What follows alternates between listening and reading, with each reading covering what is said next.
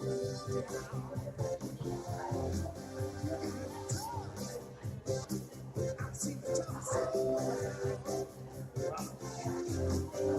liked my intro music better last time. I got Welcome to the Jungle last time. It was great, yeah. All right, as we're all eating some pizza, which is a highly nutritious form of food for humans, let's get ready to learn about some nutrition on horses. Got a little bit of housekeeping stuff first. Oh, please stand by, I think. Facebook crashed. Hold on, Facebook crashed. Leave it to Facebook.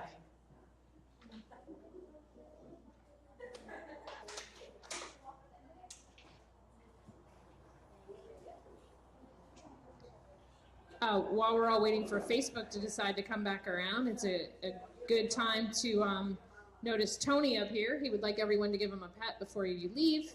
You're all here to see him in case you may or may not know that, but that's why you're all here. All right. I think okay. Facebook has decided we can go back live, so here we go. A couple of housekeeping things. We have this seminar tonight, right? That's why you're all here. But March 10th is our next one on colic. And 7th, you guys gotta give me the dates back there. Come on. 7th? March 7th, April 10th. There we go. March 7th on colic and how not to see us after the hours of 5 p.m. And April 11th, we have how to be ready for other emergencies besides colic. So all of that is on our Facebook and our website, in case I just got all of those dates wrong, but just so you know. And we just booked literally the most famous guy in equine eyes in the world. Most famous. May 2nd, it'll be Dr. Dennis Brooks, and he's going to come talk to us about eyeballs. And he may not be famous for you guys, but trust me, it was very difficult for me to have a conversation with him on the phone because I was fangirling super hard. So he's an amazing speaker, and he knows everything there is to know about equine eyes, and then some. And he's the leader on the research in it. He's a great guy, and we're lucky that he lives in Alachua. So I begged, borrowed, cajoled, and he's coming for us May 2nd. So a couple other things for anyone who hasn't met her yet. She's going to walk up to center here in a second. This is Dr. Abbott. She's our newest veterinarian. Woo! She is happy to answer any and all questions when we're done. And then we have Dr. Ferguson in the back, who's screaming, jumping up and down. Yep, there we go. She's super excited the breeding season is coming. So breeding questions, that's your woman back there. And after the seminar, we'll all be around if you guys have any questions or concerns, okay? All right, without further ado, we've got Dr. Warren talking to us about how to keep our horses fit as a fiddle.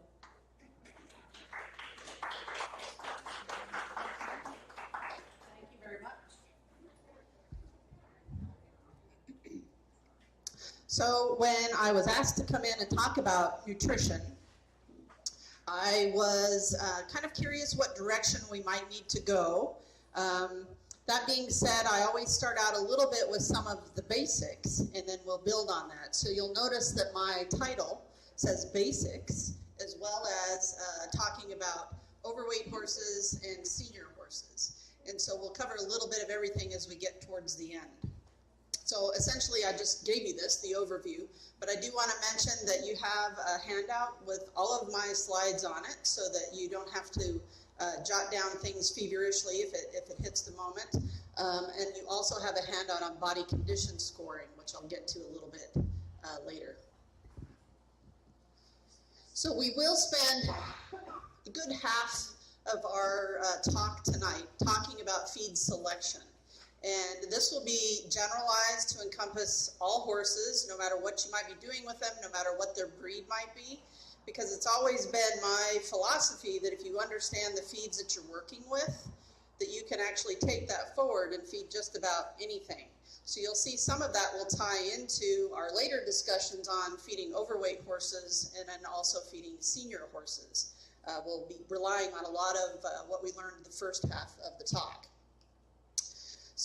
in thinking about what we feed horses, I always like to kind of let you picture it as a pie, okay? Everything that horse needs to eat in a day should be fitting in this pie. And so what is the biggest portion of the pie? Forage, okay? And that means that that is the most important thing we actually feed horses, of any size, any shape, any age, and any breed. We'll then move on to talk about when we add concentrates or other concentrated forms of nutrition to the diet. And then very lastly, we'll talk a little bit about supplements in terms of vitamin mineral supplements and when you might actually need one. So in talking about forage, again, as you identified, this is the most important component of any horse's diet. Certainly is the foundation of a horse's diet, and this is because that's what they're built and designed to eat. They're also psychologically motivated to eat things that are high in fiber, like our forages are. So forage that we give horses might be in the form of pasture, it might be in the form of hay. Either one, we still call it forage, and it provides a significant source of the horse's nutrition. So in particular, a significant source of his energy or caloric intake every day, significant source of his protein, and then it'll also provide a variable amount of his mineral and vitamin requirements, again, depending on maybe which type of forage that we pick. So for a lot of horses, forage might be really the only thing that they actually need in their diet, along with maybe a vitamin mineral supplement. For other horses, we have to augment that nutrition because their requirements might be higher. Now, forages are something compared to other things that we feed horses, forages are relatively low in sugar and starch. And so we're going to talk about things in relative terms here. We'll discuss some ingredients later that are significant sources of things like starch. So in feeding forage and understanding some of the differences between the different kinds of forage that we have available, really the biggest distinction is whether we're feeding a grass or whether we're feeding a legume. So what's shown up here on the screen are the three most dominant grass forages that are fed here in Florida. Two of them, the Timothy and orchard grass, are grass forages that are not grown in this state and have to be shipped in. Okay, we can't grow them. They are what we call cool season grasses. So any of you that lived further north for a period of time and now live down in Florida, you're probably very familiar with them. And then some of you might actually buy Timothy or orchard grass at the feed store when you're getting hay. In contrast to that, what we grow in Florida and our climate is suitable for growing are warm season grasses. And so the most common one that we would feed horses is coastal Bermuda grass, but there are a lot of other kinds of Bermuda grasses and a lot of other kinds of warm season forages. The predominant one, for example, that we have on pasture is Bahia in our area. Okay, so again, they look like grasses that we know as grasses. They have leaves, they have stems, and they all form a seed head, which is something that we can start to use to identify what we're actually looking at. Besides grasses, the other category, main category of forages are legumes, and the two most prominent ones that we feed horses, particularly here in Florida, are alfalfa, and then also perennial peanut or rhizomal perennial peanut. Okay, so you can see those up on the screen here. I think most people are familiar, especially with alfalfa. If you haven't had a lot of experience with perennial peanut, it looks different. Okay. I am from Wyoming, Colorado, and when I first saw perennial peanut, I thought, nothing will eat that. And now my horses actually prefer it over alfalfa. So it is still favored by a lot of horses. It has a good use. It's something that we can grow in Florida and in the rest of the Southeast, whereas we face challenges growing alfalfa down here. Again, these are legumes, and so they have really more dominant, stand-outish stems and smaller, more oval-shaped leaves. And when you're getting alfalfa, those leaves are shriveled up quite a bit more than what you would see in perennial peanut. Legumes also, they differ because they don't form a seed head. They form flowers. That's how they reproduce. So in looking at either alfalfa or perennial peanut forage, I might be looking at dried up flowers depending on that forage's state of maturity. So again, looking at the nutrition differences between grasses and legumes, those are the kind of strictest categories that we can really break down some key differences between them. So on the left is a pie chart reflecting the nutrient composition or proportion in grass forages, and on the right would be legumes. And so one of the biggest things you can see that stands out as a difference is that green section, which is fiber. Okay, legumes like alfalfa and perennial peanut have significantly lower fiber content, and we want our horses to have fiber. When we draw that back, that actually means it's going to probably be more digestible, so they'll get more calories out of something like a legume. Legumes also are higher in protein, so that blue section of the charts up there for comparative sake. Typically our legumes might be anywhere from 15 to 22% protein, whereas our grass hays might be anywhere from 6 to 12. Okay, so there's quite a bit of difference there. And then the other key thing that stands out about legumes is they're high in calcium. Okay, they actually have probably about 10 times the calcium content that we would see in a grass forage. So when we have a horse that needs some additional nutrition, switching to something like a legume can be a way for us to get those extra nutrients in them in a healthy, high fiber kind of way. Besides it being a grass or a legume forage, one of the other key things that affects nutrient composition of the forages that our horses are either grazing or that we're buying for hay is the stage of the plant at the time it was cut, okay? Either cut for haymaking or grazed by that horse. And so on the graph up here, if you progress from left to right, we are essentially seeing those forages progress through their different stages of maturity. So they're not only getting taller, but those leaves are becoming a little less dominant and a little more heavy on the stem as it gets more and more mature. We also start to see those plants reproductively produce. So in the terms of grasses, they start producing a little seed head, and in terms of the stem or the legumes, they actually start producing flowers.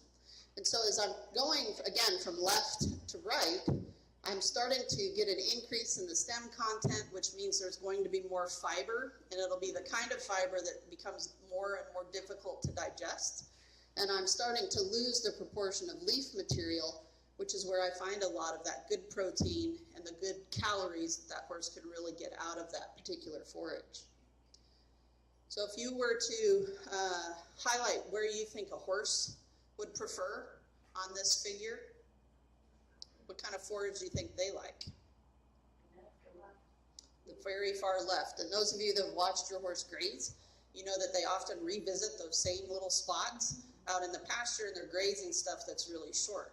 There's not a lot of herbage mass there, so they have to continually revisit those areas often in order to get a mouthful.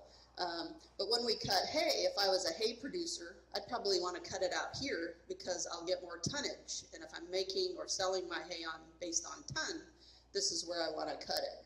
So a good compromise for hay making is kind of right here in the middle, when we start to see those seed heads just being emerging, those blooms just starting to show up. That's usually when we'd like to see horse quality hay.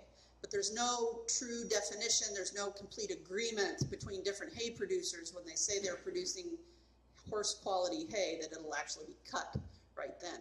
So instead you have to be good at identifying stage of maturity when you're looking at your hay.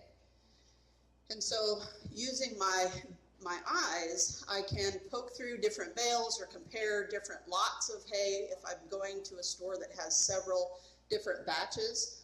And I want to look to see the hay that's the most leafy. Will tell me that it's the least mature, which means higher nutrition, okay?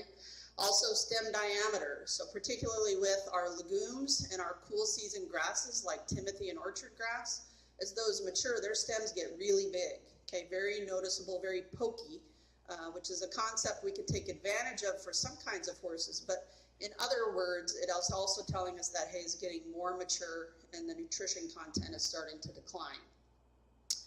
If you use Bermuda grasses or other warm season grasses, they don't form really big stems. Okay, they're never going to be as big as what we'll see in timothy or orchard grass. They tend to be pretty fine. And they also, their leaves kind of roll up onto each other and almost make the whole thing look stemmy. So it can be a little difficult until you start poking around in it. So for warm season grasses, I'll use as a gauge for maturity, I'll pull out a handful of that hay and kind of see how long it is. Okay, and so for something that is really mature in a coastal Bermuda grass, it's going to be a foot or more long. If for something that's pretty immature, which might be something else to stay away from, is hay that might only be about 6 inches long. So you kind of want it between 6 and 12 inches. I wanted to have a comment on why you're talking about hay and it growing and lengthening, etc. Many times a hay dealer will talk to you and tout the fact that this is first cut, this is second cut, etc. Can you, when you wish to give a little information on how we should evaluate what they're telling us as to when the hay was cut? Okay. So her question was about cutting, and when you're going to buy hay, a lot of times they will market it or at least explain that particular hay you're looking at some cutting. So it might be first cutting, second cutting, third, etc., depending on how long that hay growing season is, where that hay came from. Cutting is certainly something that is often misinterpreted as quality. So going beyond first cutting and getting second, third, etc. is often sometimes seen as better or better quality, higher nutrition, but that's not always the case. And a good example of that is a question. What drives hay cutting? What restricts it from happening? Rain. Rain or, well, technically dry, yes, if it's growing slow. But typically it's rain that's going to postpone a cutting from when it should be taking place at an ideal time. And so meanwhile, as the rain's falling and that forage is out there still growing, it's getting more and more and more mature. So it really wouldn't matter if it was second cutting if it was more mature. And so that's one of the reasons I'm trying to emphasize these characteristics and looking at that hay and what it has to offer rather than simply going on cutting. Now, one qualifier to that is that the potential weed content that can be in some hays might be higher in that first cutting, no matter where you're at. But if that hay producer is taking really good care of his fields, then the weed content should really not be different between his cuttings. Yeah. So the other thing I could look at are the presence and also what they look like of the seed heads from those grass forages or even the flowers from the legumes. So the very fact that they were there indicates that it's reached at least that reproductive stage of maturity. But how they look can also tell me maybe how far along they are in setting their own seed and being completely done, and at that point very much mature. And so looking at the size, the presence of those seed heads can be important. So if I give you an example of that, what I have up here are seed heads from Timothy hays. And so again, going from left to right, essentially these seed heads are being pulled from hays that are getting progressively more mature. So on the far left-hand side, this is a Timothy seed head that looks like it's just kind of emerging from the forage itself. And so this would be about the time we would like horse quality hay cut. Okay, it's small, it's real soft to the touch. But then more mature Timothy hay, I'll start to see those seed heads get big. It distance itself from where the leaves are joining into the stem. And then an extremely mature hay that is already setting seed, meaning it is done growing, it has reached the most maturity it will ever get, and from that point forward, nutrition is pretty much gone, okay? And so when I see seed heads like this that are falling apart, that are dry and crumbly, at that point I know I've lost quite a bit of nutrition.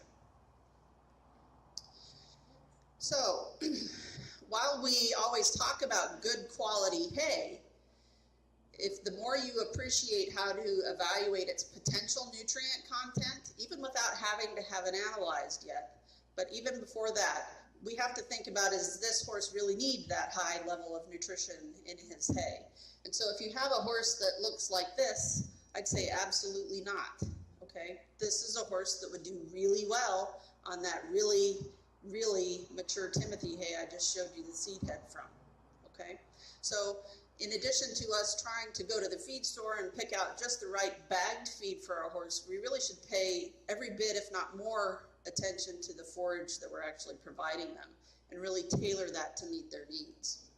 So I've given you this table so that you can kind of learn to match the kind of hay that you're looking at and its maturity with the horse's nutrient requirements. So the way this table is set up is this high, medium, and low reflect the horse's nutritional needs and subsequently the quality of nutrition in the hay that they require. So for example, growing horses are brood mares and horses that have a lot of trouble keeping weight on them, which seems to be a rarity sometimes. They have higher requirements, higher needs, and so I'm going to select for them hays that are higher in nutrition content. So this means going to those legume hays that have more bang for your buck in terms of the nutrient content. It also means going with grass legume mix hays so that I can take advantage of that legume in my grass.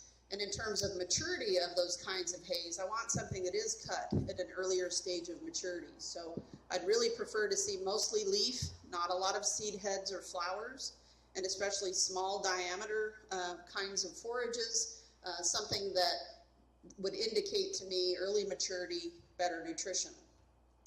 Medium quality hays or nutritional content hays go with horses that have kind of a median level of nutrient requirement. So a lot of our performance horses fall in this category, and our pregnant mares would fall in this category.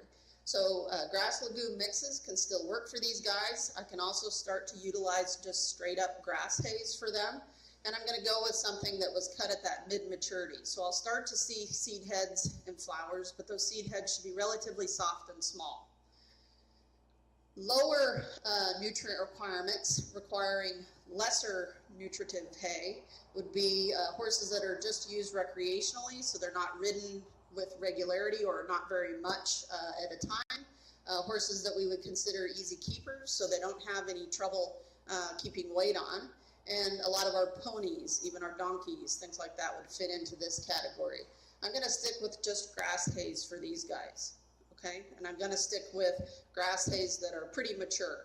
And part of that is so that I can take advantage of the lower nutrient content so I can still give them some volume to keep them happy because they probably won't be getting much else. Was there a question? Yes, ma'am. Could you touch base on the hybrid hay, like the Tifton 85, since they don't have any seed pads, and what kind of quality hay would that be? So Tifton 85 is another kind of Bermuda grass, and so it's kind of funny here in the South, we talk a lot about varieties or hybrids or cultivars of different kinds of our warm season grasses. Whereas you go up north and people just know it as Timothy, they have no clue or desire to know what cultivar it is. But Tifton 85 is been produced for cattle for better rate of gain. It does tend to have a higher protein content. It looks a lot more like a Timothy or an orchard grass in that its leaves stay flat. They're pretty wide, bigger stems, that kind of thing. From a standpoint of identifying maturity, I'm going to go back to length and stem diameter. Okay, so if I don't see a lot of seed heads, it's no guarantee that it's not necessarily mature. So for sugar content or fiber content, how would you go? I know you have it tested, but how would you know basically? Is it a high fiber, low sugar, or what was it bred for? Okay, so our question is a little bit about the nutrient content specifically of different kinds of hay, and I'll get into that a little bit as we go. But to kind of quickly address your question, any warm season grass will have lower sugar content, lower starch content, well, really mostly lower sugar content. There's not a lot of starch in any hay, okay, compared to any cool season grass like Timothy orchard or alfalfa, okay. So some general tips, guidelines for feeding forage include the quantity, and you'll notice if you haven't listened to a nutritionist before that we talk about percent of body weight, okay? So you have to have some idea of what your horse weighs, and in particular maybe what they should weigh if they are either over or underweight. So for example, we typically want horses to be eating 1.5 to 2% of their body weight as forage. Really easy to measure out as hay, a lot more difficult to try to quantify if they're getting it through grazing. And so we won't talk a lot about grazing specifically here, although I'll answer questions. So for a 1,200 pound typical size quarter or thoroughbred horse, 2% of body weight is about 24 pounds a day. If you're using a coastal Bermuda grass, for example, a lot of times those bales only weigh about 50 pounds. It's a half a bale a day, okay? So rather than thinking of flakes, which can weigh different amounts, certainly are dependent upon the baling equipment, if nothing else, think about what your bale size is and try to proportion it out that way in a daily weight rather than simply flakes. Anytime we make a change to the diet, so this is true with forage as well as other things we might be doing, we want to make sure we do that gradually so that their system can adapt and that we don't really trick any part of their body into thinking that they can get by very quickly. So if I'm switching from pasture to hay like we do here in the winter, that's usually when we see a lot of colics because that's done overnight, okay? Hay's really dry, pasture's really wet, and so we've automatically tried to challenge their thinking in drinking water. They haven't gotten used to drinking more water when they consume hay. But if I'm switching different hay, different batches, I really need to do some gradual transition between those different types of hay or different batches. Those of you that don't have a lot of storage capacity for your hay, this is where you're at the biggest disadvantage, because every time you go to the feed store, there's no guarantee it's the same batch, the same kind specifically or not. So you've got to have a little overlap in your purchases so that you can at least provide a few days of transition from the old to the new. And then finally matching the horse's needs to the kind of hay that you're purchasing. And so we've already discussed that. Okay. So the next part of any horse's diet for consideration might be when hay alone or forage alone in general is not going to meet all of their requirements. That's when we start adding things to their diet. So concentrates are one of the first things we might look to, particularly when our horses need more calories than that forage can provide, or maybe more protein than that forage can provide. Okay. Horses, just because they're a horse doesn't mean they need grain. And I think that that's something that a lot of new horse owners are really having to work their mind around because it just seems like an automatic thing. So who needs concentrate? Any growing horse, for sure, for the first 2 years of life. For some horses, even more beyond that, particularly if they start into training. Mares in the last 3 to 5 months of gestation. So if you have a pregnant mare that is due to foal sometime this spring, you better start ramping up her diet now, okay, if you haven't already. Lactating mares, this is one of the highest nutrient requirements they'll ever experience, is when they start supporting a foal through milk, and particularly also if you intend to rebreed that mare. Moderate or heavy exercise, so horses that are working consistently 5-6 days a week for an hour or more each time might start to fit that moderate category. If you do not do that kind of work with your horse, then you might not actually need any kind of concentrate in the form of something that's going to provide more calories. Horses that need to gain weight or have trouble maintaining weight, and then also when we may be working with some kind of a suspect forage that we don't think its quality is all that good, or that we don't have a lot of it to work with. We might have to start moving on to some other things we know we can get consistently in the form of concentrate. So we have two kind of main options, two directions we can go when it comes to adding calories to the diet in the form of concentrate. A more traditional way is to add an unfortified grain. And what that means is I'm just going out and buying a bag of oats or a bag of corn or some mixture that simply only contains grain. So it's typically oats, corn, and or barley. Grains are really high in starch. Okay? We as humans get told that whole grains are high in fiber. From a horse's perspective, there's very little fiber in a grain. Okay? We don't eat grass. And so our fiber source has to be a grain, okay? So for horses, we have to consider the high starch content of cereal grains, and this is really where those calories are going to come from. If we use these unfortified grains, like just a whole oat or a rolled oat, I will probably have to also add some additional vitamins and minerals to it to rebalance that diet once it's paired with hay. And in some cases, I might have to even add more protein. So the other option then is to actually go to a feed store and buy a commercially prepared feed. Okay, and these are fortified concentrates where there's a blend of ingredients, and we'll talk about those here in a minute, what they might put in there. They are formulated for a specific type of horse. So again, whether it's a growing horse, a broodmare, a performance horse, etc., or a senior. And then also we'll have augmented to make it a balanced diet. They'll add protein components to it. They'll add vitamins and minerals so that when it's paired with hay, it makes sense and it makes that complete diet work better. So in fortified feeds, some of the ingredients that they might add include grains. Okay, so just because we've created a mixture now doesn't necessarily mean we've distanced ourselves from having grain in the feed. They also have grain byproducts, and some of the most common ones that we would see would be things like wheat bran or wheat middlings. These are components when wheat is processed to get flour out of it for humans. Some of the pieces that are left over go into livestock feed. They are also still high in starch, so I lump them together as starch providing things just like cereal grains.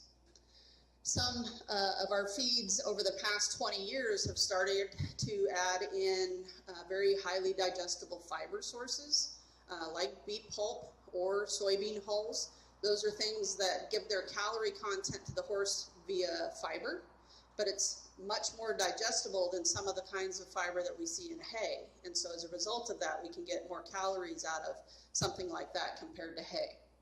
And then finally, another energy source would be oil. Any kind of vegetable oil, so corn oil, soybean oil, flaxseed oil, rice bran oil, any kind of edible oil would be considered something that might be added to the feed. And then some ingredients that are naturally high in fat, so things like rice bran, flaxseed, whole soybeans, they all have a higher fat content and it's going to contribute calories in the form of fat. They also have protein sources added, as I mentioned. So typically we will see soybean meal added. There are other versions of protein, but soybean meal or anything coming from milk would be very high quality. In some of our growing horse feeds, we might see whey protein or casein that come from milk. They're pretty expensive sources of protein, but they are the most high quality sources. And then finally, adding vitamins and minerals. And so again, if you look at the list of ingredients on any feed, a lot of times the tail end will go through a whole host of different vitamins and minerals that have been added, again, to make this a nice package that can be paired with a hay. Was there a question? Yeah, the added corn oils, the omega-3 versus the omega-6, though, I was always under the impression that the corn oil, like, you get a lot of people do the process, just wet it on top of everything. I was always under the impression that the omega-6 was not what you were looking for. You were looking for the omega-3 due to the 6 is, I don't remember the science behind it, but it's something to do with it breaking down incorrectly. Okay. I'll address that quickly because it is a whole wormhole. But actually, a lot of my research when I first came to Florida 15 years ago has been on omega-3 fatty acids. And so there are different kinds of fatty acids that would be in an oil.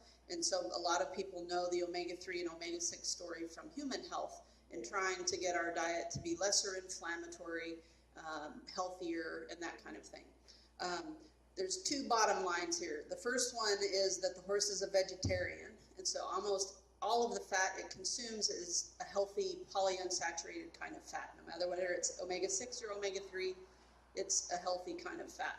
They don't eat a lot of saturated fat. They don't eat pizza, cheese, cheeseburgers. They don't eat that kind of thing. So already their diet is well ahead of the game.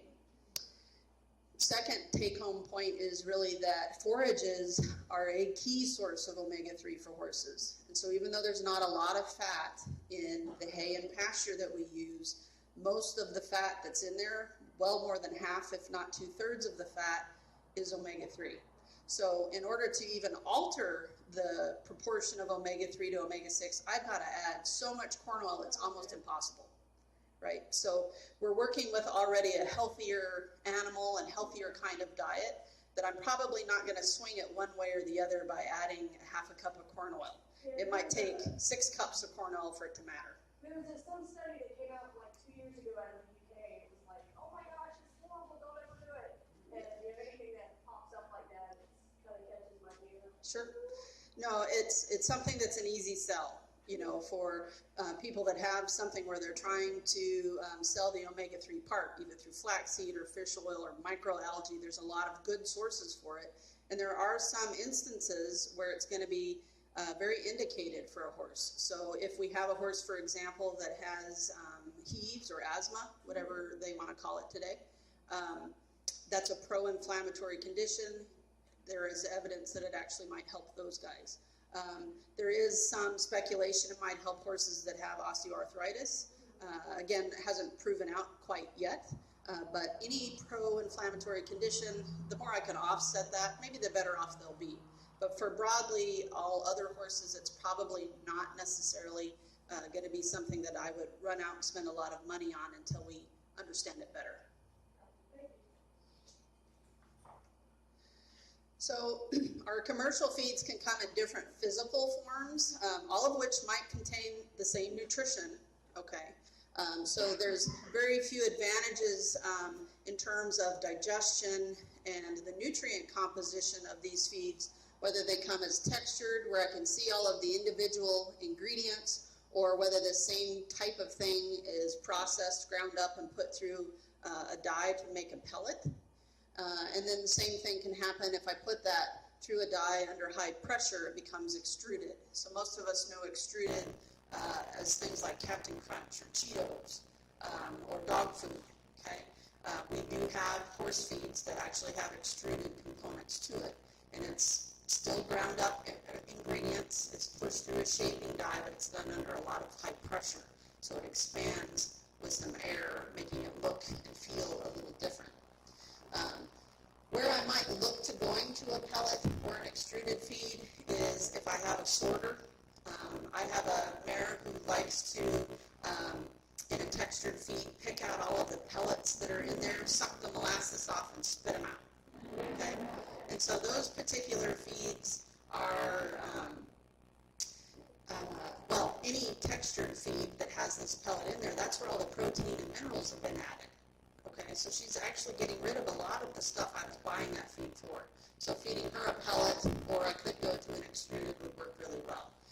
If you have a fly issue in the summer, and some textured feeds seem to attract more flies because of the more readily, I guess, available organic matter for them to breed in, then pellets might be a better solution. So it becomes a much more of a personal choice than really a digestive advantage. So the energy sources, coming back to that in our feeds, some of the sugar would be provided from molasses. Molasses is the only thing that we feed horses that we would say is high in sugar. About 50 to 60% of molasses is sugar. It should make a lot of sense based on how molasses is even generated from either sugarcane or beet pulp or beets, sugar beets. But it's pretty low in grains and forages as far as the sugar content.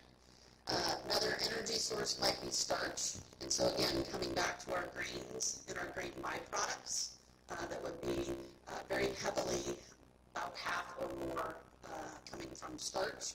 And so both sugar and starch, and down here at the bottom, fat, are some of the more calorie-dense things that we use. These are often added to concentrate so that we can get that boost in calorie content, which is why we're buying a concentrate to begin with, because our hay is just not high enough. Okay. From a fiber standpoint, we can add different forage sources to these concentrates. So you might see Timothy hay or ground alfalfa or alfalfa meal as part of those. So we can use those, and we also have some other high fiber roughages that we can include, like bean pulp or like soybean hulls. Now they're not, fiber is a pretty complex chemical category. They're not all equal, and the horse cannot digest them all equally well. So fiber is not fiber, depending on what kind of source it's coming from. So some of the lower quality, lower energy, or lower calorie fiber sources would be any kind of hull except for a soybean hull. Okay, so if it says peanut hulls or rice hulls or cottonseed hulls, those are harder for the horse to process, which means he's not going to get a lot of calorie boost when they're included in the feed. It doesn't mean they don't have their place in a complete mixed feed, because some undigestible fiber would be important to maintain normal bowel movements and normal gut health. But certainly I wouldn't expect to want a lot of those in there in a feed. In contrast to that, some of our higher calorie, higher quality fiber sources would be from bean pulp or soybean hulls, or even alfalfa would be considered not only a forage, but a higher quality digestible kind of fiber. So that kind of leads me into kind of peeking in some digestion to make sure that one of the reasons we discuss these different nutrients and where they're coming from is because how the horse is going to process them will be pretty important, especially in trying to make sure we understand gut health. So what's shown up here is a really simplistic layout of the horse's digestive system. So he has a very tiny stomach, about the size of a watermelon. He has about 70 feet of intestine, small intestine. And then we get back here into what we affectionately refer to as the hind gut. So the foregut, his stomach, and his small intestine are very much similar to our stomach and our small intestine, or your dog's. Okay, simple single-stomached animal, and a lot of the digestion that occurs in the horse's stomach and small intestine would be the same kind of digestion that can occur in us as well. In contrast to that, well, what makes horses unique and able to eat things like grass is their very well-developed large intestine or hindgut, which includes their very large cecum, but even more importantly, particularly because of its size, is their colon. So they have both a large and a small colon before it exits out into the rectum, and then we pick up after them. So in thinking about some of our key different kinds of nutrients that are going to be digested, there are three that get digested in the small intestine. So any kind of fat or oil that's in the diet will be digested in the small intestine, and horses are really good at it, okay? Just about as good as a human. We don't often put that much fat in their diet compared to what a human would consume, but they really have no trouble digesting fat. The other two components that will be digested in the small intestine are sugar and starch. So going back to our cereal grains, oats, corn, barley, as well as grain byproducts. Those are things that are high in starch. So these are enzymatically digested by the horse, and enzymes are like little scissors. They take a big molecule and break it down into something that can be absorbed, and then the horse can use those molecules to actually support body functions. And so we'll get fatty acids from the fat, glucose from the starch and sugar, and he'll be able to use that for calories to support his body. Now, fiber is only going to be digested in the horse's hindgut, and that's because there are billions and billions of microorganisms that live back there. So a lot of different kinds of bacteria, protozoa, fungus, yeast, even some viruses actually that live back there. And so these microorganisms themselves digest the fiber. The horse has nothing to do with it. And so he is just warehousing all of these microorganisms. And so in feeding the horse, a lot of what we're doing is also keeping these guys happy.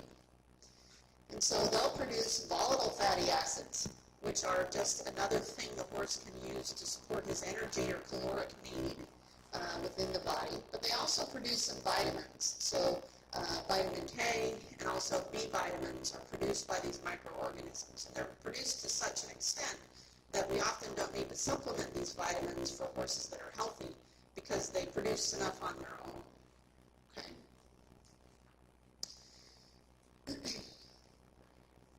So, in thinking about keeping the gut healthy with what we feed, again, the gut is really going to keep healthy when we have a high fiber diet, and when most of our diet is emphasizing fiber. It's going to keep these microorganisms satisfied, healthy, keep the gut motile, and keep the tissue working as it should. Where we run into trouble is when any starch that isn't digested back here in the small intestine ends up flowing back into the cecum and colon. And that's when we start to get disruptions in these microorganisms, because they love this stuff. Okay, they ferment it really rapidly. If you've ever made your own beer or wine, you're really promoting that kind of a process. It's really rapid. It produces a lot of gas. It shifts the kinds of microorganisms that exist back there and turns them into things that probably really shouldn't be there. And so it can wreak all kinds of havoc on the lining of the gut, as well as how motile it is. And so we can run into things like gastric ulcers, colic, and even worse, maybe laminitis. And so a lot of that is starting to be triggered by these guys becoming unhappy. And this is the other reason why we really want to make changes to the diet gradually, because these guys become unhappy, and that's how we end up with various kinds of digestive upset. So it's not that starch and sugar is bad for the horse. It just means that because it has some potential risks to it, we've got to know how to feed it correctly, okay? And we also have feed companies that have taken that to heart and changed their formulation of it so you don't have to think quite as hard, and they can make a feed that's a little safer for a horse no matter what quantity is fed. So there are kind of three energy formulation directions that you'll see your commercial feeds taking. One of them will be more of a traditional high grain, higher starch kind of product that is really the corn, oats, barley phenomenon, along with some of that fortification and protein, vitamins, and minerals. And so the starch content of those feeds might be between 35-45% starch. And that would be considered, in horse terms, relatively high. Now, some companies have taken those formulas and augmented a little bit by adding some fat to it, either in the form of a vegetable oil or the rice bran or whole soybeans or flaxseed. And so in substituting some fat sources and sometimes even some fiber sources and pulling out some of the grain, they've been able to drop down that starch level to where it is lesser risk, although it still exists. Okay. And then lastly, more popular these days are a lot of lower starch formulas. And what they've done there is to pull out almost, if not all, of the grain, anything that would be high in starch naturally, and instead really created a feed that's very fiber-based, so really high in fiber, and then also sometimes adding fat to make sure that we can get the calories out of it that you need when you feed a concentrate. Okay? The whole reason of feeding a concentrate is to increase calorie delivery to that horse. So when picking the right feed and trying to match it up with our horse like we did with the hay, one of the first places we can start is looking at the protein content. This is how we all describe the feed that we give. We start out saying, well, it's at 12%, which typically means it's 12% crude protein. And so in this table, I've just kind of highlighted the category of protein level that we would typically identify for these different kinds of horses. So for most mature horses, you are typically at 10% or 12%. It's not really until we get to our growing horses and even our seniors where we go much above 12%. So you'll notice that our brood mares and our very young horses will be pretty high, so 14 to 16% protein would be the feed that I would like to look for them. And if I'm creek feeding that young horse or having to raise an orphan foal or augment what a foal gets because the mare can't produce milk, you can see it's even higher. So the younger the animal, the higher the protein requirement. Now, protein isn't the only thing that we would use, but it's a good gauge for how a feed company is really kind of slotting the purpose of different products. A creep feed is when I have a young foal who's still nursing, so he's not been weaned yet, but I still provide him a place to go eat his own concentrate that the mare cannot steal from him. So the word creep really comes from using this with sheep and cattle, where they had to creep into an area to escape mom and to be able to eat without her pushing them out of the way. And so it's a feed, but it's a feed for a nursing foal. Yes. So coming back to our formulas in terms of starch, besides protein, if we come back and look at this to see how we can best match the starch content or starch level, again, a lot of feeds that are high or moderate in starch work for a lot of horses. They have for years or decades since they've been made. We just have to be a lot more cautious when we feed them to make sure that we're not overfeeding them or giving them too much at one time to where we would end up with that landing in the hindgut and causing some problems. So a lot of horses do pretty well on both of these. I would use this higher starch feed if I compete with my horses in anything that involves speed. Okay, so if you barrel race, if you rope, if you do anything that involves sprinting as part of your athletic endeavor, they need actually some of this starch, okay, to be able to do that kind of activity. But I certainly want to stay away from this higher starch feed when I have a horse that's sensitive to starch. So if you have a horse that has Cushing's disease or has been diagnosed with a muscle disorder like PSSM, or have a horse that has a history of laminitis, I am going to stay completely away from a feed that has that higher starch level. For moderate starch, particularly when it's been lowered because there's been some fat added to it, again, works for a lot of horses that really just need calories. They might be jumpers, they might be trail riders, but they need some additional calories that can work really well for them. Works good for race horses as well, and our lactating mares.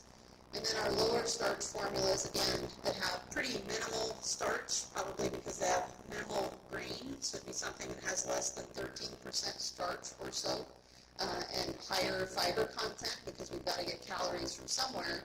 Again, there's a lot of products, a growing horse one, there's a performance horse one, so there's really a lot of variation in the application of how we can use these. Again, a lower starch formula would be best for horses that do have that history of laminitis, that do have muscle disorders like PSSM, or even our senior horses, okay, because they tend to develop a little bit of a problem regulating insulin as they age. So we also want to make sure that we read the bag, because that feed's going to be formulated for certain kinds of horses, and also in the feeding directions, which are not something we should ignore, because you can learn a lot of whether this is going to be the right feed for you and looking at how they tell you how to feed it. So a feed company will typically give you the quantities as a range, because not every horse is the same, so they've got to be able to explain it to a lot of different people and different uses for horses. So it'll be a range, and it'll often be given as a % of body weight.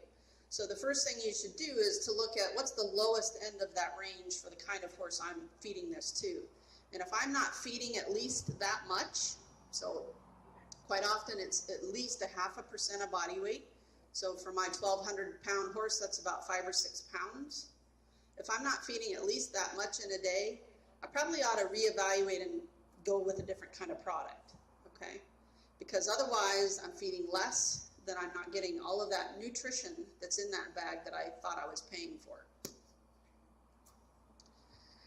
So some tips for feeding concentrate. First of all, don't feed it if you don't have to, okay? Not all horses need it. Many horses can maintain a healthy body weight without concentrate, and so they don't all need it. When I do use it, and particularly if I'm using a feed that has that high or moderate starch level, where enough starch might be provided to cause problems if fed incorrectly, I want to make sure that each time I feed a meal of that particular product, that I don't exceed 0.5% of body weight. So again, coming back to my 5 or 6 pounds, if my horse requires 12 pounds to stay in good condition, or my broodmare requires 18 pounds during lactation, I'm going to have to feed that in more than one meal. And so that should make some inherent sense, because a lot of us feed morning and evening anyway. But it's particularly important when we start to reach higher levels of concentrate being offered. And this comes back to not wanting that to exceed what its capacity for digestion is in the small intestine and end up back in the hindgut where it will cause all kinds of problems, okay? Just like with hay, any change I make, I want to do it gradually over 7 to 14 days. I also need to recognize when I change a feed going from like a pellet to a textured feed that they don't weigh the same thing. So a quart of pellets are typically heavier and more dense than a quart of a textured feed. So if you are making a change to a different product, you probably ought to reweigh it and make sure that you're not accidentally overfeeding. That's actually what happens more often than horses breaking into the feed room, is somebody made a change and they didn't recalibrate for this new product, okay? Read the feed tag, follow the directions, because again, it's going to tell you whether this is really the right product for your particular situation. And then lastly, don't mix a commercial feed that's been all nice and prettily formulated with plain oats or plain corn, something that is unfortified. In doing so, you're just diluting it. Okay, you think you might be saving money, but you're actually not, because you'll probably have to go back and add something else. Okay. Okay. Any questions before I move on to vitamin mineral supplements? Yep. Yes, ma'am. Some easy keepers are recommended to just have a 30% ration balancer. Can you give us just a little bit of information on the benefit of those? Okay, so her question is about ration balancers, which is a good segue because I'm about to talk about them. Okay, so there are a lot of different kinds of supplements that we can give horses. As a nutritionist, a researcher, and a scientist, I'm going to focus on the ones I know we need. So I'm not talking about some of the other herbs and extracts and things that we often are attracted to give our horses for some kind of issue that they might be having. I'm talking about something that we have identified requirements for and have an easy way to get that into them. So we're going to focus on vitamin and mineral supplements, starting with, do you need one or not? And so there's essentially 3 scenarios of when you probably need an additional vitamin mineral supplement in your horse's diet. If you use a forage-only diet, so just hay or pasture that maintain their weight, probably need at least a vitamin mineral supplement then. And in particular, it's the trace minerals that we're most worried about. If it's an all-hay diet, there's some vitamins we might be worried about. If I use hay, but I use plain oats or some other unfortified grain, I'm going to need them for the same reasons, okay? Both hay and unfortified grain like oats don't have quite the right proportion and quantity of many of our trace minerals like copper and zinc. Third scenario when I'm going to need a vitamin mineral supplement is when I do feed hay, and yes, I have a nice concentrate that's fortified with all kinds of good stuff, I just don't feed enough of it. So again, coming back to the manufacturer's directions, if you're not feeding the minimum amount for your category of horse, you're not benefiting from all that good stuff they added to the bag. So chances are you now need a supplement, okay? So a couple of options, mineral blocks. These are kind of the reddish, brownish colored block and or in a tub with molasses that you might see. I hate's a really strong word, but I don't really like those products because I'm a control freak and I want to know what my horse just ate. So they don't offer the luxury of knowing, did my horse lick on that today or did it just wash away with the rain? Okay, did he eat enough of it today? I saw him lick, but I don't know how much he got. So I don't like it because I can't quite tell what they're getting. And there's a lot of blocks like that that don't quite have enough either, even if they did lick on it. Many are more salt than anything else. So they would serve the purpose of salt supply, but not necessarily our mineral supply that I'm really after. So another option is to use a granular mineral, sometimes also called a premix. And so these are loose granule. They look like a colored reddish salt, only instead of being compressed into a block, it's just loose.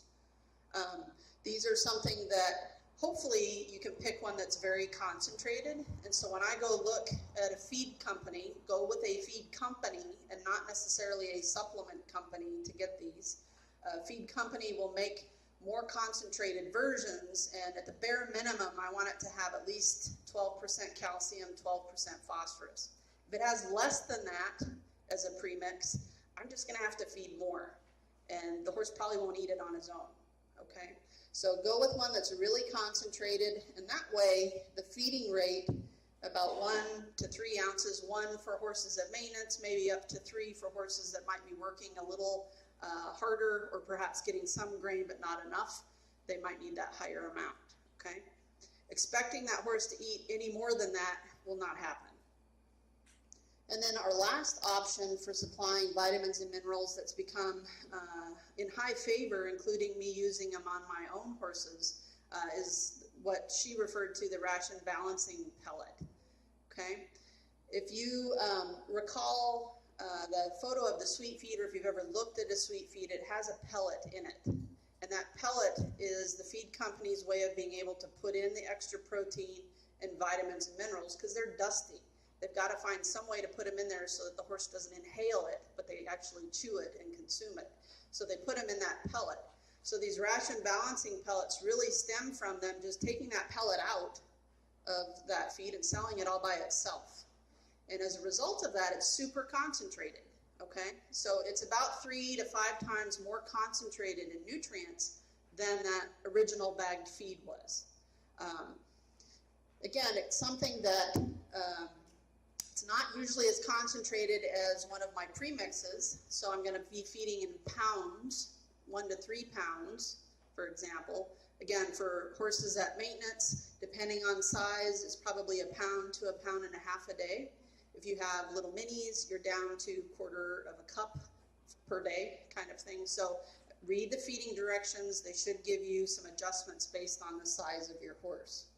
It's something that I can mix with something that has calories in it. So for the time when maybe I ride more frequently or more regularly, and I start adding a little bit of concentrate back into the diet, but maybe not quite as much as the feed company tells me, I can add this to that and use that as a calorie source. So oats, beet pulp, some kind of concentrate where you're only feeding a couple of pounds and not that 5 or 6 it's telling you to feed.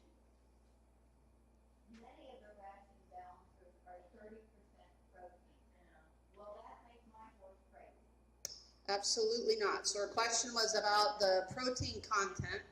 And so one of the things you need to remember on horse feed labals, just like your dog food or your cat food, those feed labels are listing the concentration in the bag, not the quantity, but the concentration. So in the entire bag, it might have said 30% protein, which means I will get 30% protein whether I feed a handful or the entire bag.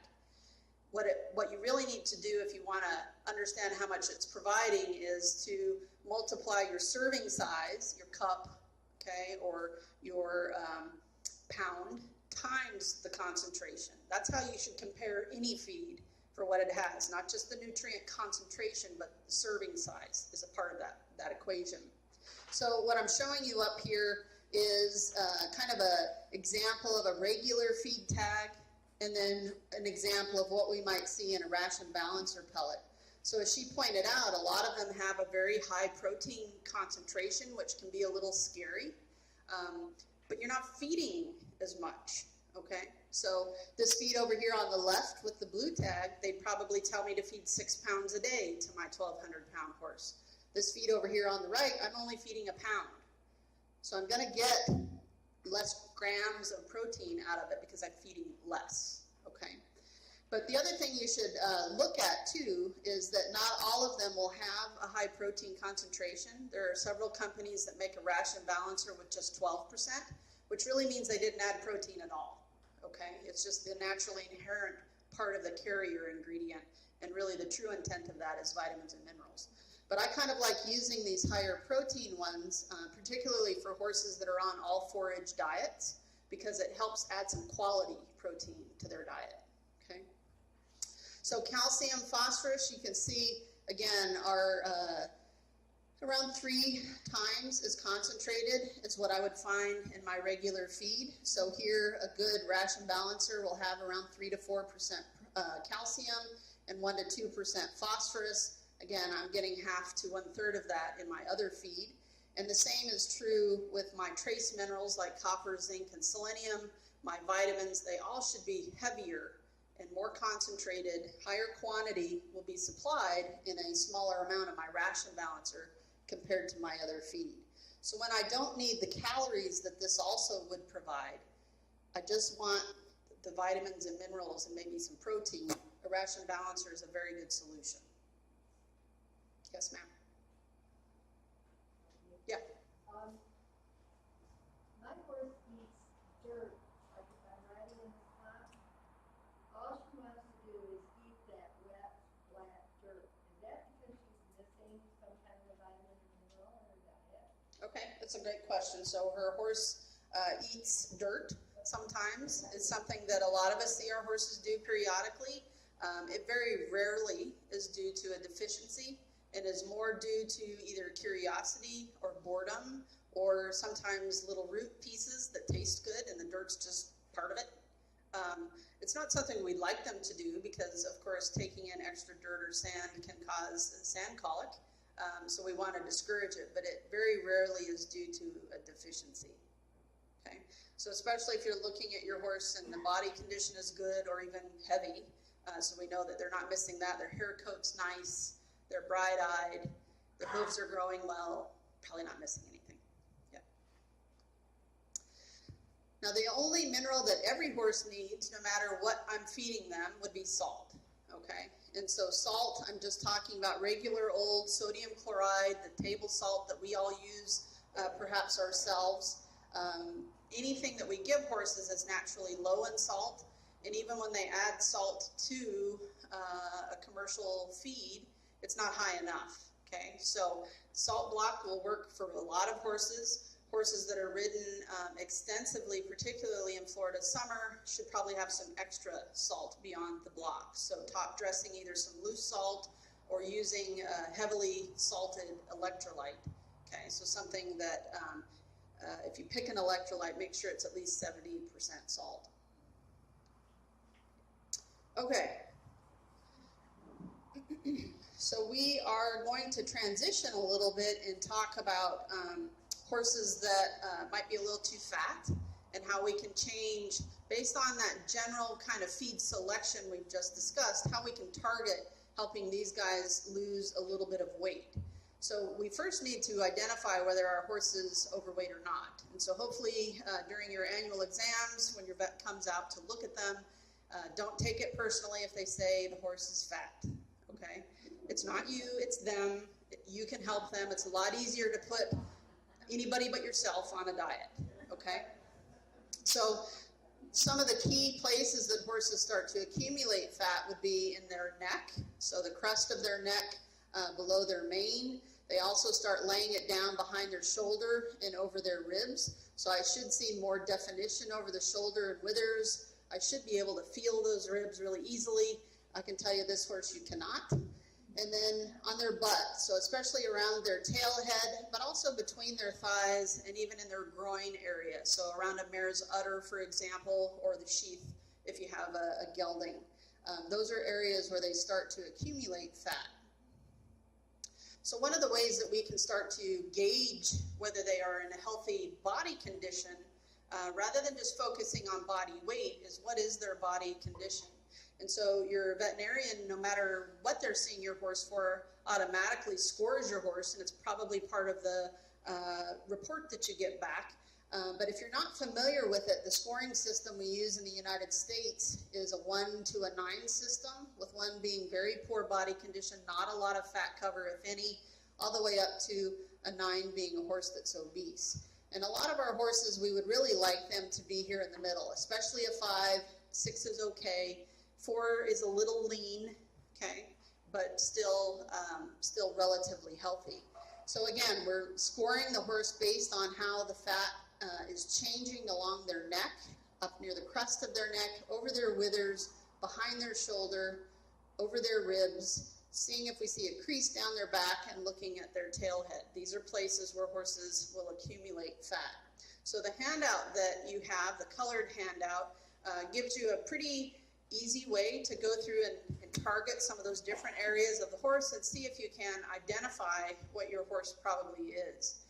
And so maybe the next time that you have your veterinarian out too, you can have them quickly explain maybe what they would score your horse at and why, so you can understand it better. You get better with practice, okay? A lot of horses today, unfortunately, are over that middle ground, and so that's really kind of why I'm introducing this now. So up here at the top, this is a horse that's pretty close to a 1. He's probably about a 1.5. I give him that half because he's standing. A lot of times our horses that are body condition score of 1 will be down, okay? So these are horses that often are the ones that need rescued, rehabilitated very heavily, and it certainly takes some time. I can see almost every bone in his body, so that means he doesn't have any fat cover over his back, over his ribs, over his legs, and his neck is really thin. The opposite end of the extreme looks like a sausage, okay? So a lot of filling, can barely even tell he's got a shoulder. So a lot of filling behind his shoulder and over his withers, a lot of filling here in his flank. I bet he can catch rainwater on his back, okay, with the divot that he might hold. He's got a pretty thick, heavy neck. And we can certainly get to the extreme with some of these horses also having equine metabolic disease, okay? Just because they're fat doesn't mean they're going to get it, but it certainly puts them at greater risk for health problems like equine metabolic syndrome.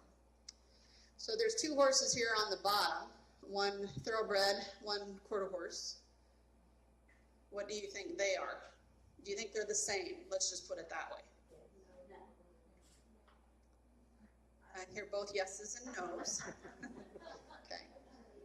So one of the ways I initially look at a horse to determine what side of the scale is he on is when he's standing there, do I see ribs at all? If I do not see him, he's at least a 5. He could be higher, and at that point I need to start looking more closely and feeling his body as well. Both of these guys, I can't see their ribs. The quarter horse has bigger muscle, but this body condition scoring system isn't designed to look at muscle, okay? It's really fat cover, which is why we also start feeling them as well as looking at them. So both of these guys are 5s. The thoroughbred has longer, flatter muscles, longer, flatter bone structure, okay, compared to our stockier kind of quarter horse. So don't let fat, focus on the fat, don't let muscle fool you into thinking they're better than they are. So coming back to whether your horse is too fat, if he's been body condition scored and he is a score of 7, 8, or 9, he probably needs to go on a diet, okay? So horses that are body condition score 7, we anecdotally call them overweight, and horses that are 8s and 9s, we definitely say they're obese. We really need to work with those guys to get them in a healthier weight. There, in addition to the handout that I've given you, there's actually an app that you can get on your phone, and it provides the whole scoring system for you. It also provides you a way to keep a record for your horse. You can take a photo, come back and look at it in another month when you do it again, and compare the photos, because just like everything else, we can't always see the change, okay, when we're trying to implement a program. So take some evidence so that you can objectively come back and look at that horse again. For somebody like your veterinarian who sees your horse a little less frequently, hopefully, okay, they can see the change, but you experiencing it as it's happening will not. So that app you can actually find on, there's a website called E-Extension, okay, where all of our extension agents throughout the United States have compiled a lot of very useful information, so you can get the app there. I think it's free. From a body weight standpoint, it's also good to monitor body weight when we're trying to institute a weight loss program for a horse. A lot of veterinarians have a livestock scale that they can weigh your horse periodically when you bring them in. Feed companies sometimes will have them and have field days where you can actually go weigh your horse. I've taken horses to highway patrol stations, those ag stations along the interstate or along highways, and asked, can I weigh my horse? Many of them will actually let you get the horse out and weigh it when they don't have anybody waiting, okay? You can also... Do they let you do that for you? I've never paid. Yeah, I have not paid. It's not something they're all friendly about. One of the other things you can do is to have if they don't want an actual animal out there for liability reasons, you can actually weigh your empty trailer and then weigh it with the horse in it and just subtract. Okay? A box of Krispy Kreme goes a long way. Yeah. There you go. There's also weigh tapes that a lot of people will use, often come with deworming medications. Some feed companies offer them as freebie gifts. You can purchase them very inexpensively, and so you can use a weigh tape, and there's also an app for that, okay? So there's an app called Happy Horse, or Healthy Horse, that's right, that essentially has you go out with a soft tape measure, like a tailor's tape measure, weigh parts of your horse. It'll calculate the body weight for you, and all of the equations they use were developed on thousands of horses of specific breeds. So it tends to be a little bit even more accurate than a typical average weigh tape, okay? I think that app is maybe $1 or $2, and you can actually find Healthy Horse on either the Google Store or Apple Store. The other thing you should probably do if you're just kind of on the fence of whether your horse is too fat or not is, again, listen to your vet, or get a friend out there who's not afraid to tell you the truth, okay? Again, it's not you, it's the horse, so don't take it personally. To achieve weight loss, it's not unique in the horse. Like every other individual who's overweight, we essentially are trying to measure and match up the calories they take in with the calories they expend. So it's going to be a two-pronged approach. We have to not only change their caloric makeup of what they eat, but also increase their energy expenditure. And both of these will facilitate the fastest, most efficient, and probably longest standing weight loss that you can achieve. So we're trying to create a negative between these, having them take in fewer calories and expend more energy in order to start losing weight. So they'll use their own body stores to survive and burn them off. So again, this is something that requires commitment, okay?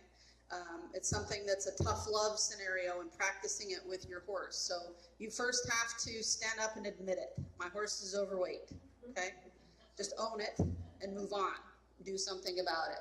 You also need to be pretty honest with everything that horse eats. So all of those treats here and there, those peppermints, those carrots, all of that adds up, just like it does with your dog or your cat. All of it will add up with the horse. We have to make sure that we want to be committed to this weight loss program because the horse doesn't care, okay? You've got to actually enforce it and follow through with it.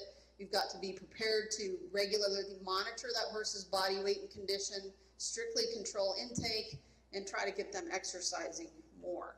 So it's a big commitment on your part as an owner to make this happen. Our goal is to really try to feed them a diet that's still reasonable for that horse. He has a motivation to eat all day long. That's how he's built. That's how his species has survived and thrived. So we have to try and put together a diet that can still appeal to that nature about him and his architecture from his digestive system, but yet still reduce that calorie intake. At the same time as reducing calories, that's the only thing I'm really going to feed him lower in. I still want to make sure I meet his other mineral, protein, and vitamin requirements. So just like any person who goes on a diet, you'll get better effective weight loss if calories are the only thing you're cutting out. That if you still continue to consume the protein, vitamins, and minerals to keep your body functioning well. So our best approach here is not necessarily to feed less, but to feed lower calorie things, okay? That way he can spend that time eating that he desires, that he won't feel so deprived. And we can actually increase that or get that chew time that he desires, and then hopefully avoid some of the digestive disorders, stereotypies, or bad behaviors that develop when they feel like they're not getting what they need. So counting calories is something that, this is quite a big long table, but it harkens back to some of the things we've already talked about. So I have a lot of our common feeds listed here with our forages up here at the top. Beet pulp is another good fiber source, cereal grains, grain byproduct, and then some of our fat sources, molasses, and commercial feeds. And in this next column are the calories per pound, okay? So you can see the lowest calorie things we offer horses actually are the forages, okay? Naturally, what they're designed to eat and really where we should be placing our emphasis is really the lowest calorie thing that we go to, okay? So it will become a very key staple to their diet. But here's where we start to differentiate between different kinds of forages and the calorie content they offer. And some of this is rooted a little bit in their sugar content, which isn't high to begin with, but our warm season grasses offer us the lowest calorie per pound option. And we're actually kind of blessed here in Florida to have these forages available to us, because I can tell you anywhere outside of Florida, they're scrambling to grow some to appeal to a market of horse owners that need lower calorie forages for their fat horses, okay? We actually get a bit of a calorie boost with beet pulp, because even though it's fiber, it's very digestible. We go even higher when we add the starch that's in the cereal grains, so a lot of starch there. That's what's providing those extra calories. Same with our grain byproducts like wheat bran. Rice bran and vegetable oil are higher in fat. Look at the fat content, or calorie content of oil. If I add corn oil or soybean oil to my horse's diet, or I'm using a feed where there's fat added to it, it's a lot of calories, okay? Just like it would be with you and I. Molasses, high in sugar, calories there that we probably should start cutting out. And then our commercial feeds in general, okay? So any fortified feed that we would offer this horse is calorie rich, because it tends to have those cereal grains or fat or highly digestible fiber to it. So our first step is to really eliminate or severely reduce those high calorie pieces of his diet. So that means if I use a sweet feed or any type of concentrate, I should really rethink, does he need this or not? And I can tell you, if he's a body condition score of 7, he probably doesn't need it at all, okay? So these are gonna be some of the first things that will come out of their diet. I also wanna be really cautious about how I think about low starch feeds, okay? Even though they have high fiber, a lot of times they have some fat, they are not low calorie, okay? Just because they have low starch does not mean the calorie content is negative. Anything that has high fat content, so vegetable oil, rice bran, flaxseed, if I'm just supplementing with some of these things, I'm probably gonna have to cut that out. Beet pulp, soybean hulls, those highly digestible fiber sources, gone, okay? Again, higher calorie than I find in hay, and I really gotta cut out calories to make sure this horse still really has enough bulk in his diet to consume his time. And again, rethinking those treats. There's a lot of low sugar alternatives to treats that we typically use with horses. There are very few low calorie ones, okay? So coming back to building our diet on hay, I'm going to really pick that hay that's really mature, which means my nutrient content, including calories, are their lowest, okay? So something that's really stemmy. And in fact, the stemmier it is, the more it pokes them in the face and slows them down. So they have to chew it more, they take longer to eat it, and meanwhile, I get to feed kind of a bulky amount that keeps them busy longer, so they don't feel as deprived. I want to see prominent seed heads, lots of big stems. I still want to make sure, though, that it is got good that's a good sanitary hay, and that it doesn't have trash or weeds or things that can cause other problems for him.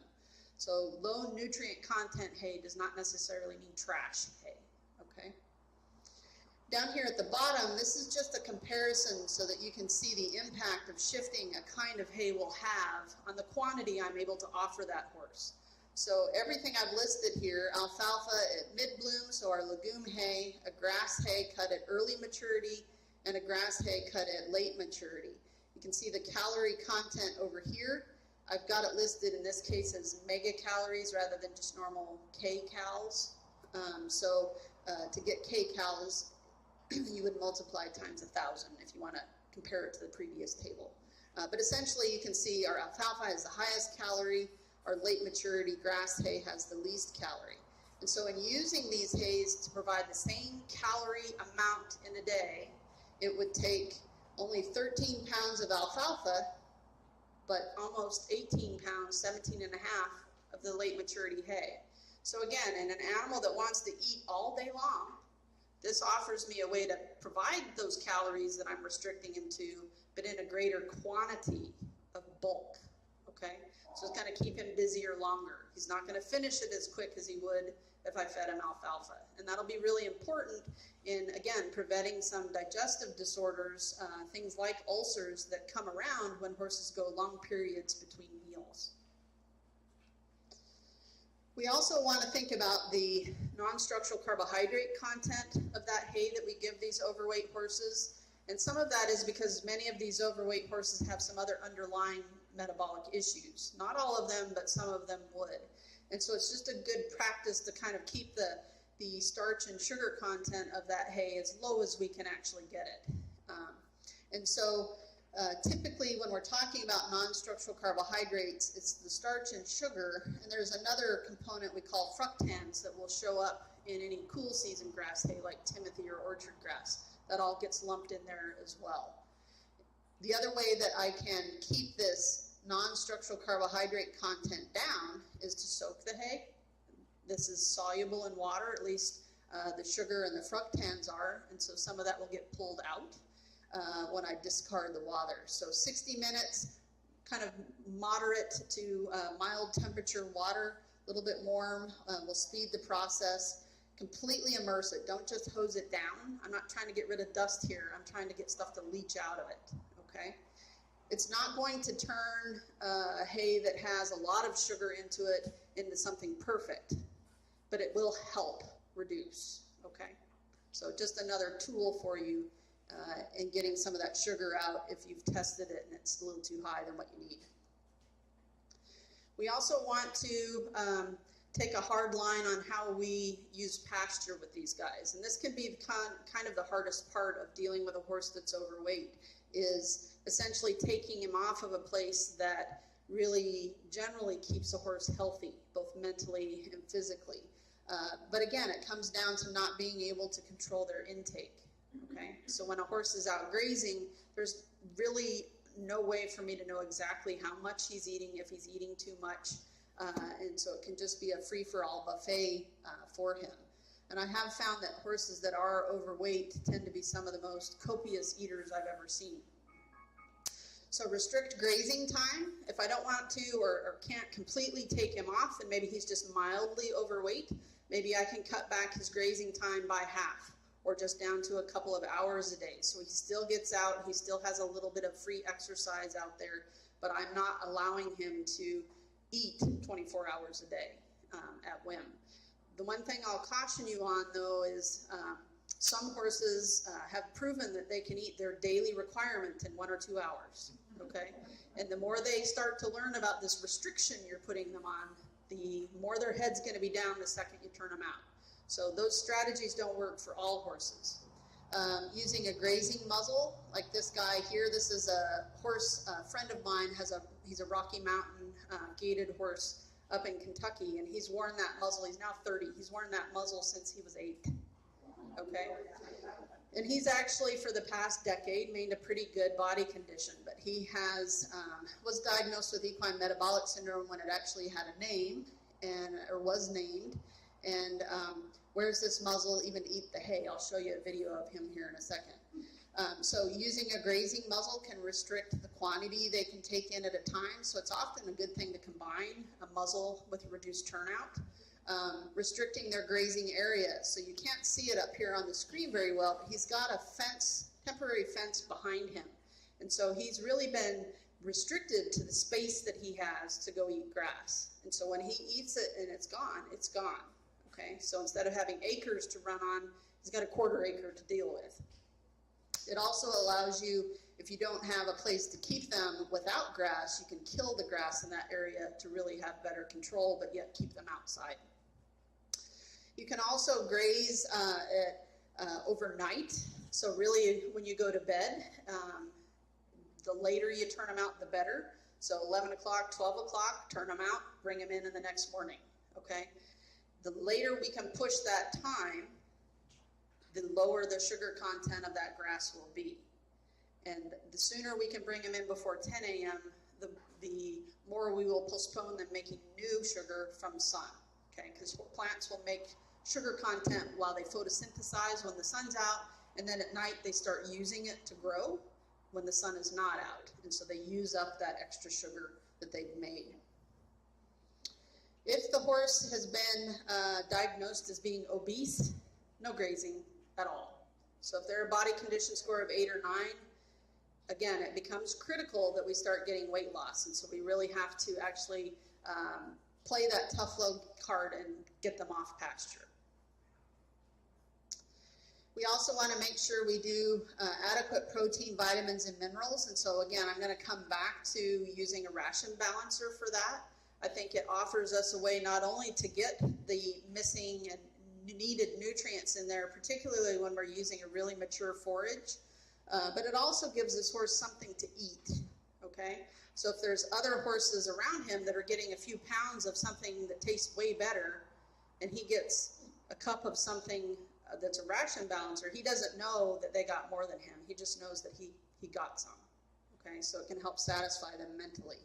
So I mentioned that in a textured feed, there's that pellet. So where the protein, vitamin, and mineral package is in that textured feed. So if I take that pellet out, that's a ration balancer, okay? We also want to make sure, again, that you know that you actually have to weigh stuff out, okay? This is something that we oftentimes restrict for research purposes, but in order to know exactly what that horse is getting and to know their daily intake of everything they're eating, it has to be weighed out. So there's a lot of inexpensive scale options. You can actually, for under $10, get one of those fish or luggage weighing scales, hook your hay net up to it, weigh out the hay that they're supposed to get. And that way you know exactly what they need. The guidelines that I'm going to show you here in a second are based on body weight, okay? So again, as a percentage of their body weight, and rather than going on the percent of their current body weight, we're going to forecast what they should be. And so again, your veterinarian can help you identify what they probably should weigh compared to what they currently weigh. As a kind of rule of thumb though, for most of our light breed horses, okay, so anything outside of a mini or a draft horse or a pony, everything else, typically one body condition score will be about 45 pounds. So for example, if I had a horse that was a body condition score of an 8, and I'd like to bring him back at least to a 6, that's 90 pounds he's got to lose, okay? So I can subtract 90 pounds from his current body weight and now have his target body weight. So I will start out kind of introducing this strategy as levels. So if I have a horse that's been diagnosed as overweight, so he's a body condition score of a 7, okay, but no higher. Really, I'm just going to institute some initial changes. I probably don't have to be quite as restrictive yet in starting the process. So I'll separate him so I can feed him individually and make sure he's not eating everybody else's food. I'll switch to a grass hay and something that's more mature. And I might start him out at 2% of his ideal body weight, okay? I'll cut out all of those high calorie components from his diet, and I'll try to limit his pasture intake, either by restricting turnout time, putting that muzzle on, or taking him completely off pasture, okay? The next level is if I have this horse who didn't quite lose the weight he should have with these kinds of restrictions, or I'm starting out with a horse that's already obese, I'm going to only offer 1.7% of his ideal body weight, no grain, no treats, no high calorie anything, and a ration balancer. And again, I'm coming back to pasture to either be more restrictive or completely cut off. And then lastly, if they, again, are obese or continue to be resistant to losing weight, I'm going to drop the hay a little bit further to 1.4% of body weight. Again, cutting out everything that is high calorie, no pasture whatsoever, just a ration balancer to augment this. And there are ways that we can actually even take out the ration balancer and just use a premix mineral at that point if we're really desperate, and see, again, what kind of weight loss I can get. We can go one more step down, but after that, we kind of run out of ammunition, okay?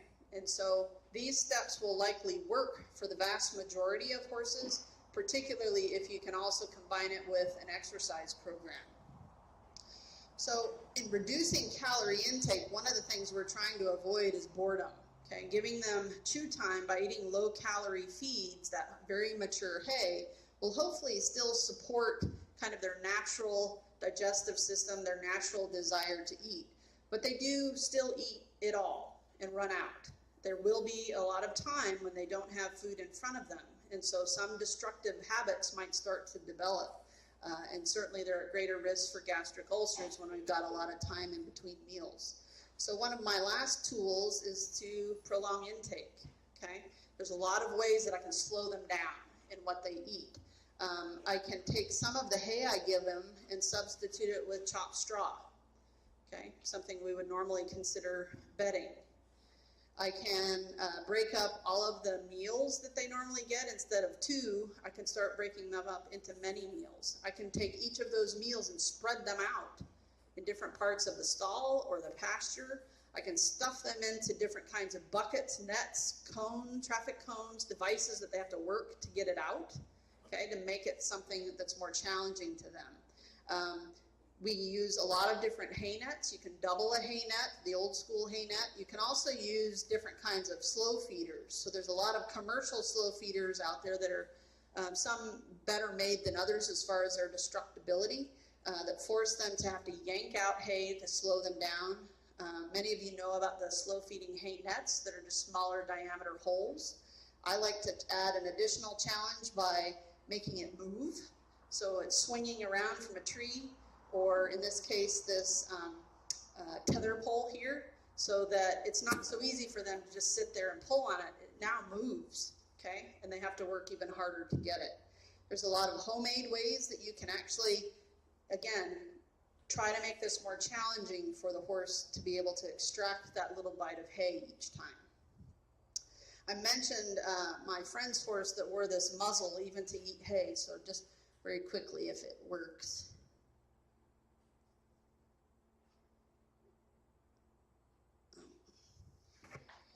So he's wearing this muzzle and he's eating hay. But again, this is a horse who's got decades of experience wearing this muzzle. And so watch how he'll work, and he'll turn his head sideways and he'll get the biggest wad of hay in that quarter-sized hole in his muzzle. So over time, horses will figure it out, right? So watch as he flips his head a little bit to the side.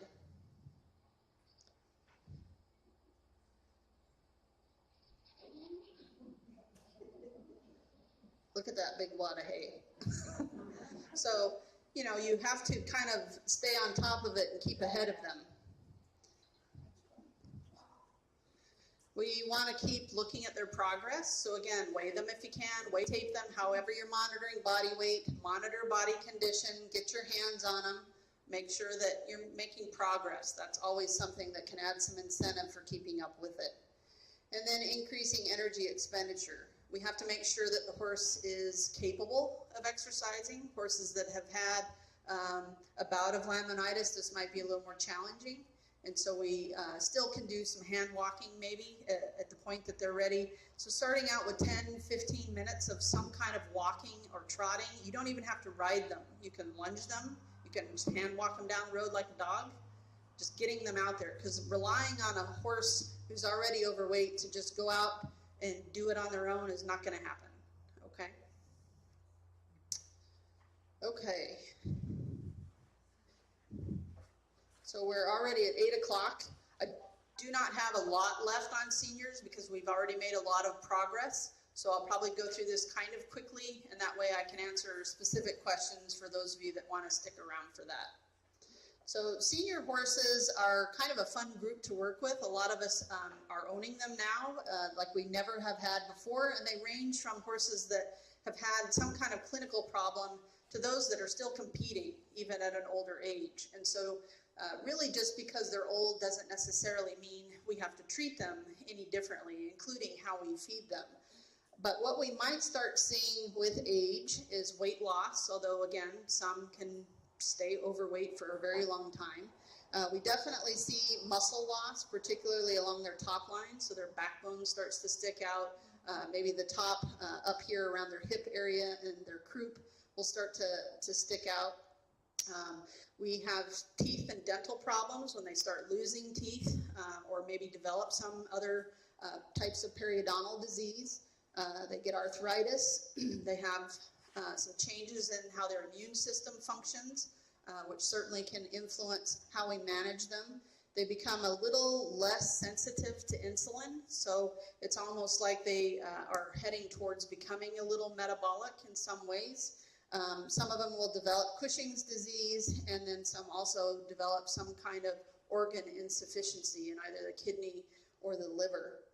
There isn't a magic age at which they become a senior. We probably start paying most attention when they're over 20.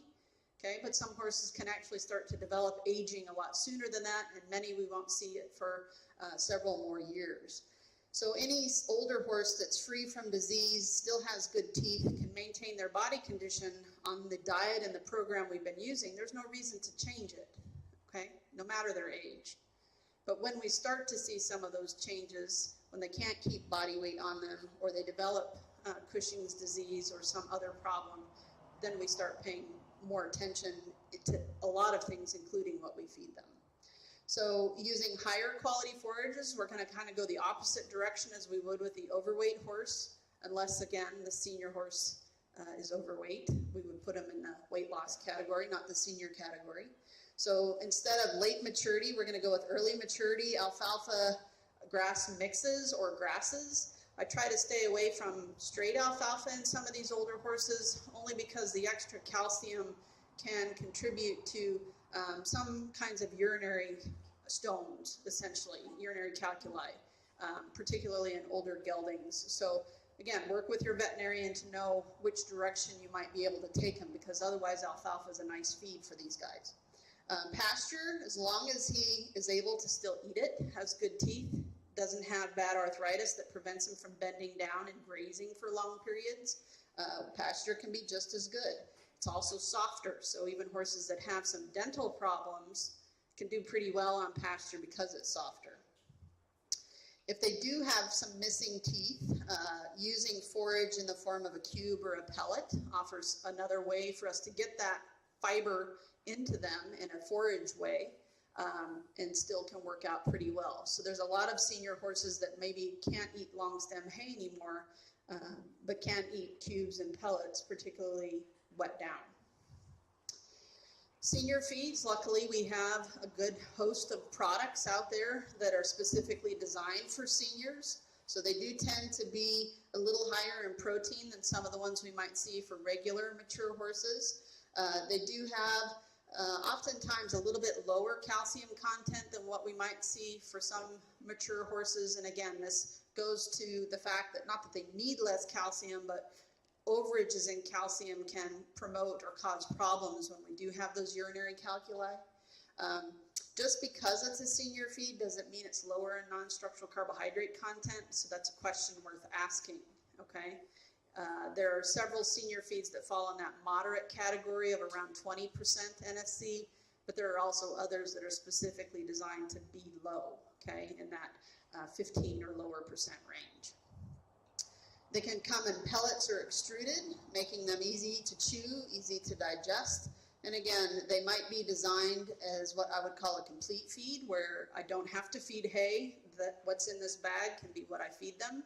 So I'm feeding them 1.5% to 2% of their body weight per day, or the same product might also be able to be fed with forage, okay, like I normally would feed any kind of concentrate.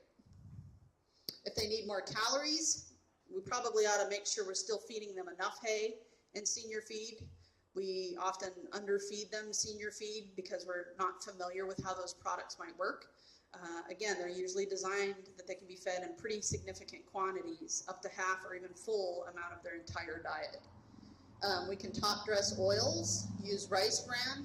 Again, I'm going to be a little more cautious with rice bran because it does have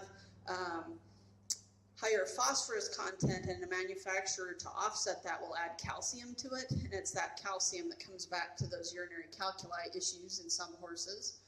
Beet pulp, again, highly digestible fiber source. It's a big component of a lot of senior feeds anyway, but I can certainly use more.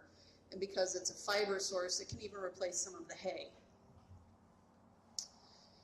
Soaking the feeds, making a gruel out of it can help some senior horses. There's no good recipe because every horse is an individual. Some like it warm, some like it soupy, some like it just barely damp. Okay, so you have to work and play around with what gets him to eat it. Dividing his daily quantity of food up into a lot of small meals will help him not to feel rushed. Okay, and also give him the time to come back while preventing spoilage as it just sits there because he's not eating it. Feeding them separately will be important because when they become older, a lot of times they start to lose their rank in the herd. So have a place that they can eat quietly and not be bothered. Keep an eye on that body condition. That's something regularly that should be kept track of. Make sure they drink well. Okay. Sometimes with the development of some dental problems, it makes them very sensitive, particularly to cold water that we might have during a cold snap. So taking a little bit of the coldness off the water, warming it up just a little bit can keep them drinking. Adding and top dressing some salt on their feed or their hay can keep them drinking. And then thinking about handling arthritis, besides the medical treatment that you might receive from your veterinarian, you also might think about the feeder placement. So some horses are more comfortable when their feed dish is on the ground. Some are more comfortable when they actually have to go up and down. So this guy has a fence feeder that's on the top rail rather than the middle rail where we would typically put it. Okay, and again, where they feel comfortable because neck arthritis is pretty common. Where you locate your water, if they're out in a big pasture and the water is only in one part, they may restrict where they graze to just near the water because their legs are too arthritic to have them go back and forth all the time. So sometimes moving the water helps them to actually better use the pasture. And again, reconsidering, can they graze comfortably? They might have good teeth, but really bad arthritis, and so that might not be comfortable for that to happen. And then keeping up with their dental exams will help them to be able to process this food and identify some issues that might be causing some of their weight loss. Okay.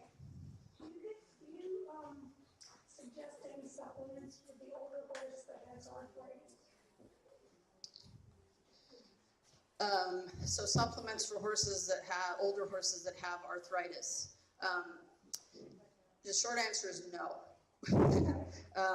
I think that's a discussion that you best have with your veterinarian because I think there are some oral joint supplements that have been studied that may have more promise than others, but I think there's other medical treatment that's probably more effective at dealing with arthritis and making them comfortable than you can get out of any supplement. Okay.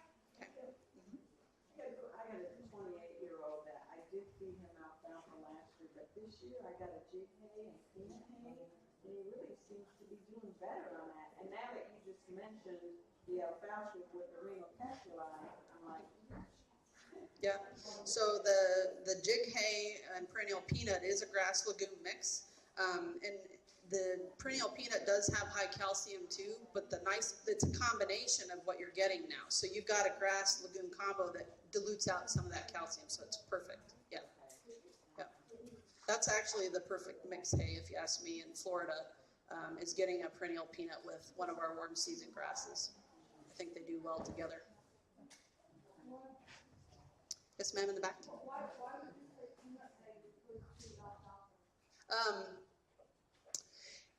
So perennial peanut tends to be a little bit steadier in its nutrient composition, where it's not generally as rich as what we would see in alfalfa.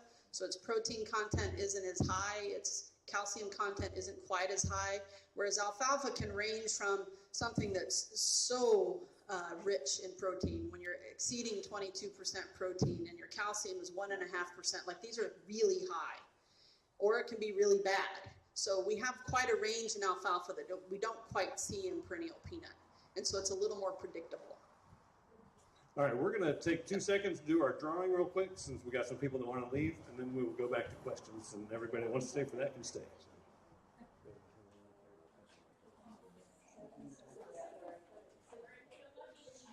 All right, so Dr. Abbott will be doing the drawing this evening.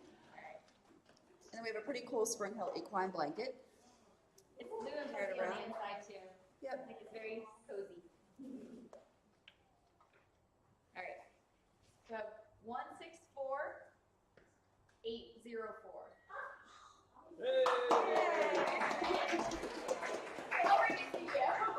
Didn't you win last time, too? Yes. Congratulations.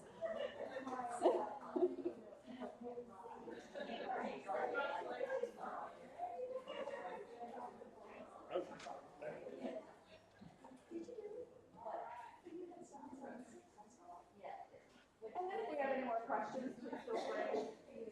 Yes.